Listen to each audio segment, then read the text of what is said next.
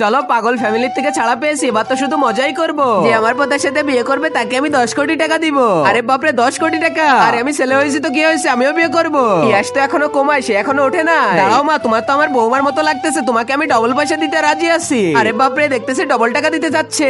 এটা হলো আমার নাতি, তার গার্লফ্রেন্ডের সাথে ব্রেকআপ হওয়ার পরে সে তো কমায় চলে গেছে, সেখান থেকে এখনো হুঁশ পেরে নাই। তুমি একে বিয়ে করলে আমাদের অর্ধেক প্রপার্টি তোমাকে দিয়ে দেবো। আরে দেখো দেখো, তো হাত নাড়িয়েছে। কি বলতেছো তুমি? এ তো 4 মাস ধরে কমায় আছে। আরে তাহলে মনে হয় আমারই ভুল হয়েছে। চলো মার্কেটে যাই, এখান থেকে তোমার যেটা পছন্দ তুমি সেটা নিতে পারো। আরে তুমি তো দেখতেছো ওই মেয়েটা যে টাকার জন্য বিয়ে করেছো, তোমার বিয়ে কতদিন থেকে একদিন না একদিন ছেড়েই যাবে। এনি তোমার যে কাপড়ের শোরুম পছন্দ তুমি সেটা কিনে নাও, যাও। তোমাদের ওই কথা তো শুধু মুখেই কেনাই, তোমাদের যোগ্যতা আছে নাকি এই মলটা কেনা? আচ্ছা তাই নাকি? তাহলে একটু পরে তোমরা তামাশা দেখতে পাবে। চল বুড়ি, বেশি কথা বলিস না, যা এখান থেকে।